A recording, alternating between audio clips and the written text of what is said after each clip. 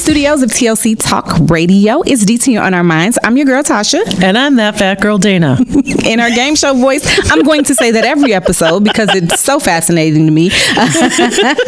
Don't forget to check us out on all social media, Facebook, YouTube, Twitter, and of course, Instagram. And catch us daily on TLCTalkRadio.com. Hey, friend. Hey, friend. What's happening?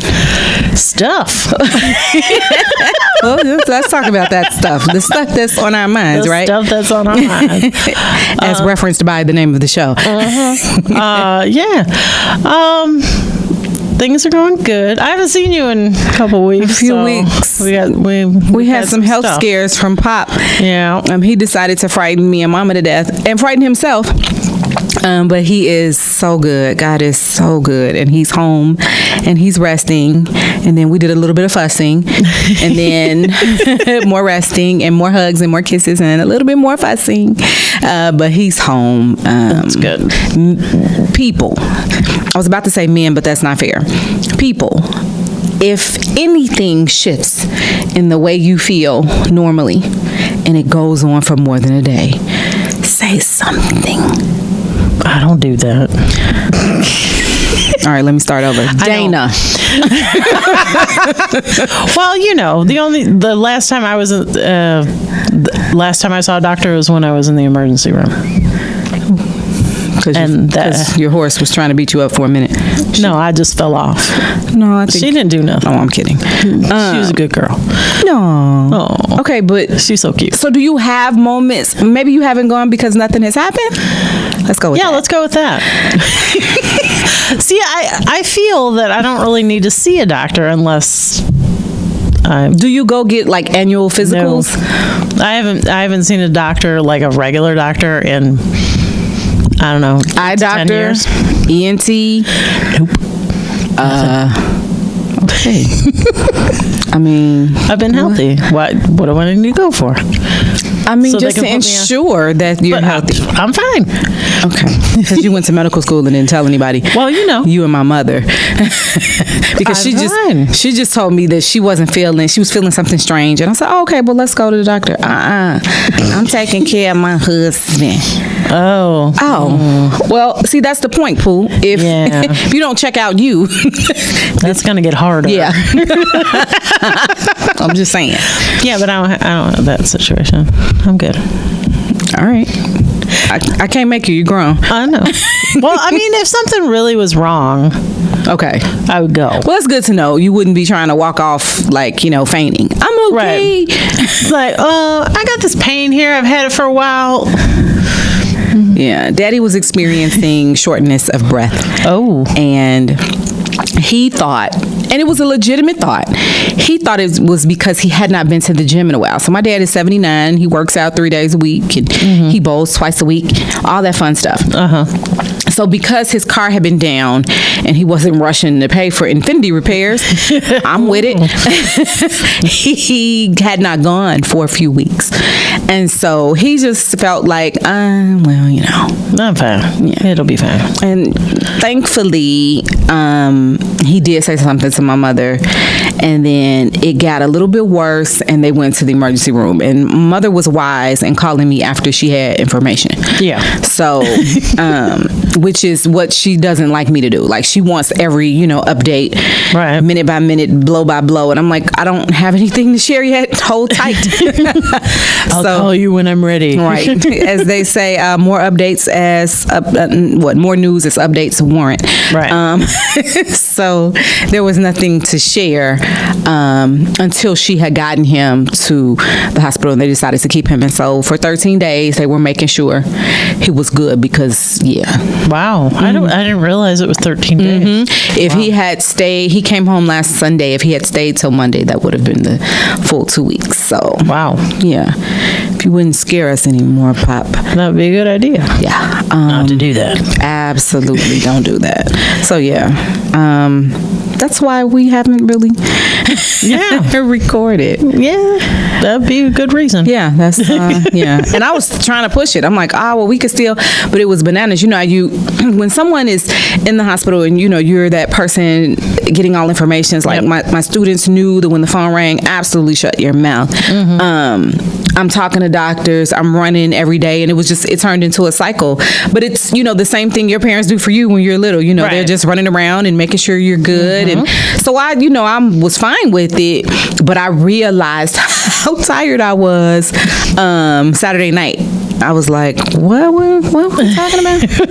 What are we doing? You know, am I at home? I was not. I was friends to kind of shift, you know, from being in the hospital every day. But you know, at the end, I was like, what y'all talking about? It's time for us to go. Yeah. And then we were supposed to record last week, or was it the week before? Last week. It was last week. And I had a job interview that I thought was on Wednesday. It was actually on Thursday. Well, tell us about it. How'd it go? I think I was amazing. I mean, that's par for the course, isn't it? Yes. I am amazing. I'm with this. But I did not get the job, however. Okay. And I think the reason why is because of my availability. Okay. So, for people who are posting jobs, might want to explain what the hours actually are. That's helpful. Yeah. So that you're clear and no one is wasting anyone's time. We're not wasting yours. You're not wasting mine. And I figured my availability was pretty good from 3 p.m. till 1 a.m. I think that's pretty... Yeah, it's a lot of hours. But it was for like operations, so unloading trucks and stuff like that. And apparently their hours are in the morning. Well, again, had you put right, we need you for I this availability. Applied for that job. Wasted a bunch of time. I would your other job. But yeah. So, but here's the funny part. Okay. So this job interview was a group interview. Okay. I could have been all the other candidates' mother because 3 of them were in high school. Okay. And 1 had just graduated. Wow. And so you were all there together? Yes, we were all there together. And how many interviewers were there? Just 1. Oh, okay. Yeah. Have you ever done a group interview? It's weird. I've done it where there were multiple people interviewing. Oh, yeah. Versus multiple candidates. Now, I did do something similar for a similar position, making some Christmas money. However, at this point, it was no longer an interview. It was just kind of, this is what we're doing. Do you want to do it? Right. Okay. Yeah, this was an actual interview. And it was weird because, like, none of them had any experience in anything. And so every time they would ask a question and it would come to me, I'm like, well, I have a different take on that situation. Like, right. Because you have some experience that's different than what they would have had already. I've worked with people before. Like, you really haven't. Sorry. I mean, even if you had a part-time job at some point, it's not quite. It's not the depth of experience. Not the 30 years that I've had in the workplace. You know what I'm saying? Indeed. So I thought it went really well, and I think the only reason I didn't get it is because of the hours. So what hours did they want? Like, you were available from 3 p.m. until 1 a.m. Yeah. Apparently their truck comes in the morning, so I'm not helpful. And again, would have been nice to know your schedule needed to be done. Efficiency is an art that not everybody has mastered. You just like, we could have skipped all these steps. Not that you skip steps to be lazy, but it just doesn't make sense. Like, if you why tell did me, I cancel my recording of the podcast for a job that I was never going to get because I don't work those hours. That didn't make any sense to me. Absolutely. I had a similar, well, it wasn't similar, but I was going through a temp agency, and I ended up working for the Chicago Police Department, coming in through that agency. And they shifted my hours to where I got off at midnight, and I was like 17. So I was a freshman in college, but I was 17 because of when my birthday fell. Right. And the lady was like, I didn't know you were 17. I said, you didn't when I handed you my ID? Right. And you made a copy of it? And I wrote the year I was born. Like as a 17-year-old, I was frustrated. Like just because you're not even supposed to be able to work past 10 o'clock. Exactly. Hello. Yeah. So it took the person I reported to at the police station back when it was on 12th and was that Michigan? 18th in Michigan? I don't know. 12th. Michigan. I hadn't the slightest idea. It was downtown.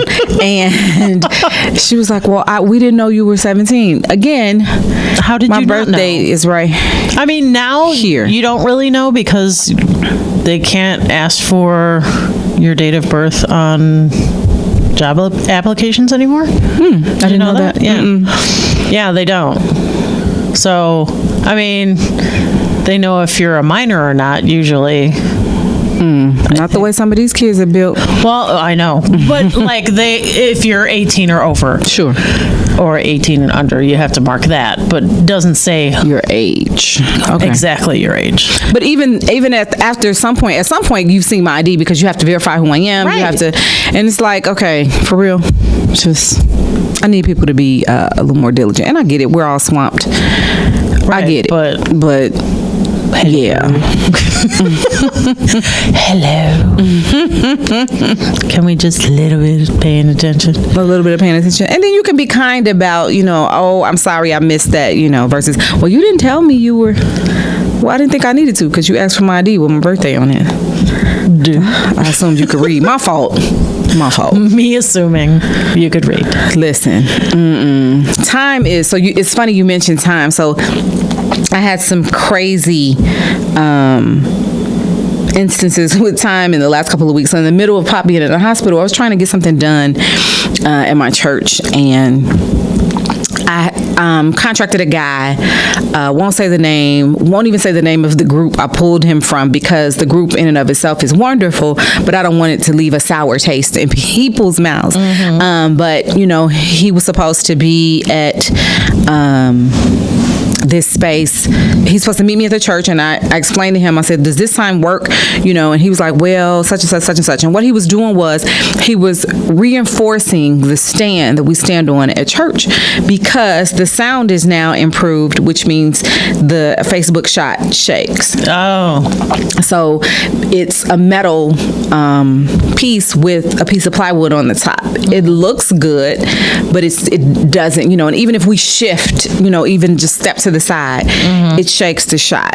It's fine for our camera. Our camera doesn't move, but when we're operating the Facebook feed, that's janky. So he was supposed to be there at a certain time, and then I get there and he's not there, and he's like, oh, I'm on my way, and I'm sorry, I'm coming. He's like, I'll be there. He said, I'm running a little late. I'll be there after 4. I was like, but we said 4 because I said this was supposed to be me.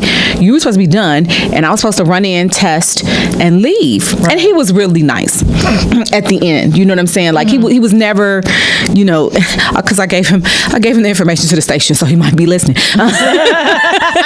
Hey, he was really nice. But this is what threw me off. So in the time he said, well, I'll be there after 4. I said, well, see, that's not what we talked about. I'm going back through my text to make sure that it wasn't me because I'm not infallible. Right. So I said, well, no, that's not what you said. You said you were going to be done at this time. So literally I can come in, make the test. I wanted to amp the sound up to see if it shook. Right. Because in being courteous, I wanted to ensure that he wouldn't have to come back. Right. So I said, let's get there at the same time. And he said that worked. So he said, well, I'll be there a little after 4. Well, what does that mean? Does that mean 4:02? Does that mean 4:15? Does that mean tomorrow at 4? What does that mean? Right. And he was like 4:30. So now I'm peed because I could have gone to see my dad first. Right. And now I'm about to miss this brand new Bible study class that has just started. So I got an attitude on a couple levels, but I'm never, I'm never disrespectful. That's unnecessary. Right. And I try to understand that everybody, has things to work on. Right. I do. So, okay, let's just get it together. Right. So he came, and he said to his partner, he said, well, let me go make this walk to get this wood. What? So I said, huh? I gotta go get the wood. Why didn't you bring the wood in? See how your brain works? Like, you thought you weren't going to use wood? So I think he stopped by to greet his employee, versus, but I'm like, just don't, you this late, just go get the wood first. Right. He must have had wood or lived up the street. And so when he came, he's looking, I gave him the place where they could cut it, because obviously it needs to be cut to match. Right. And I looked at the wood and it was used. Sir, repurposing. That's fine, but you charged me a price, and it was not repurposed price. It was not repurposed price, nor did you say that when I sent the deposit. You see what I'm saying? Mm-hmm. So it's like, why you do that? And so I was like, this is not gonna work. And he was like, well, it'll do the same thing. Nobody's even gonna see it. Sir, I saw it. And pastor's gonna kill everybody if you know what I'm saying? Like, that's not. And so a little bit about pastor's background is he worked in procurement. This is not going to fly. Probably not. No. For top companies in procurement. Mm-hmm. So what he's not gonna do is give less than to his congregation and his media team. Mm-hmm. So he was like, tell him I said. I was like, yeah, Pastor, not. That's fine. But then it was another day of hemming and hawing and whatever. And at the end, it was, I guess, because of the, according to the guy I was dealing with, the guy he was trying to help out, somebody he brought on to, and he could just never get the time together. He initiated. He said, I'm going to give you your money back because, and I appreciated that. But it was like, what about my time? Like, I explained to y'all that my dad was in the hospital. So I'm already like on edge. I'm tired. You know what I'm saying? And I just want to get this done because I might need to be out and my team needs to stand on this thing. And I don't need them following through it and then having splinters. Lots of horrible splinters and torn up legs. Yeah. It's not going to work. Not for anybody. But I was always kind. I was always respectful, and I wouldn't completely rule him out again, because again, all right, everybody got something. I'll give you another opportunity. And he asked me for one. I don't have any projects or anything coming up, but I would like a gazebo in my backyard. Oh no, that's my mother would like a gazebo in my backyard, and she'd be like, "Well, I guess we coming out here forever." What? You can't live in the gazebo. She would take over that patio place. Yeah, that'd be nice. That's where we dance, though. I don't know, but gazebo. We'll see. Or sunroom. Sunroom. So you can use it during the winter. I never leave my room until people come over. That's horrible. Yeah, but you have a lot of people come over. A lot. So, yeah. Extra room in the winter. I'll consider it, because here lately my money has been telling lots of jokes. It's funny. Yeah. I'm with you on that. We do what we do. That's why I had the job interview that went nowhere. Absolutely. I get it. Please subscribe to all of our social media. Yeah. And everything. And everything. We were talking earlier about being kind, and I was saying when you came and rang the bell that I love Ellen so much. She had been in the news recently. She went to a game. Don't ask me the sport. I'm horrible.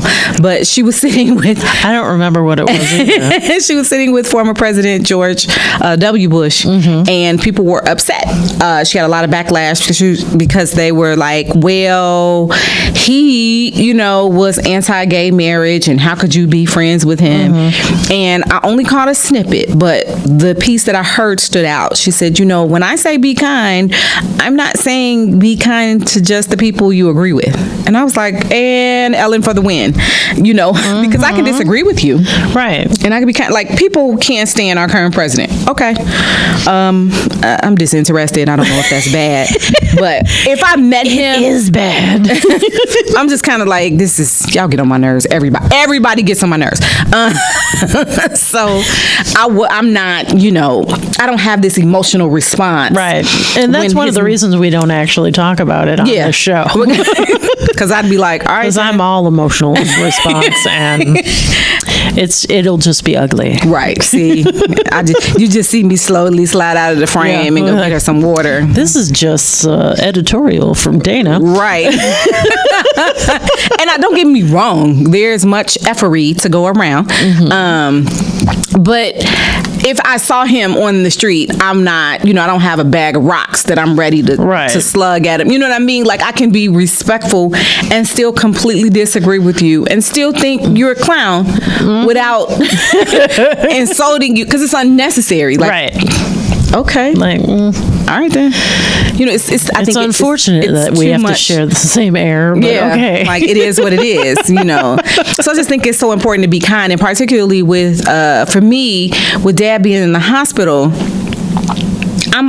That's just kind of a creed that most of the family lives by. I said most of the family lives by, and because you always have the one-offs, and you're like, who raised you? This is not what Granny taught us, or not even what your parents taught you. Like, what are you doing? Right. But I was just humbled by the kindness. And so for me, one of the things that one of my uncles told me, he said, you know what I love about you? And I said, that I'm fabulous, Tasha. He was like, yeah, that. And that you show up when it counts. And I was like, well, what do you mean? And he told me this years ago. He said that because what was happening was we had a lot of death in the family around that time. And he said, you know, so to speak, give your flowers when people are here. So you're not the one trying to jump in the grave and scream and, oh my God, Lord, Jesus, bring them back. No, I spent my quality time, you know, before people leave, because I'm clear that people have expiration dates. Right. And they're not printed on their backs. Right. So you don't know when that's happening. So I'm not one to hold a grudge. I'm not, unless you hurt a kid. Then, or old people, then all right, I might get some grudge holding. But outside of that, generally I'm not holding a grudge. It's like, okay, it is what it is. So because I don't want to be the person with regrets. Typically when you see people clowning at or after funerals, they have some internal, you know, struggle going on, and they know now it's too late to resolve it. Right. And so now, you know, everybody is snapping off and acting a fool. So that reminds me of a picture I saw on Facebook. Was yesterday, I think. So it's a picture of a woman. The coffin is like being lowered into the ground. Like it's probably about 2-3 feet. She's sitting on the coffin, and someone snapping a picture of her for her Instagram. You need to stop. You need to stop. Seriously? Seriously. See, I find it creepy when people take pictures of the body. Yeah, me too. I'm not a fan of that. No, and my grandmother had a bunch of those. I'm going through the family history, and I'm like, ah! Yeah. I mean, it was a big thing, like, really back in the day. Like, they would pose people, and they were, like, with babies that passed and stuff. Oh, no thank you. Yeah. I'm listening. It's real macabre. I can't even watch Thriller. Y'all tripping. Oh, yeah. I mean, it's a thing. I don't want to see these pictures. Don't do that to me, y'all. I'm not really interested, but I've seen it, and I'm like, that's too much. Yeah. Yeah. I just don't want to live with any regrets. Yeah. You know? Right. I'm not, that doesn't, boo. At this point, I don't really think I have too many. Like, I think I've been a pretty decent human being. Sure. I'm not perfect. Nobody is. But I think I give enough of myself to people. Okay. Without severely being damaged. Yeah, because you have to erect boundaries. Yeah, because if you don't, you're a mess. Hot mess. Yeah. And that's not what you want. And that's the thing. You can't be of service to anyone else if you're not taking care of yourself. Exactly.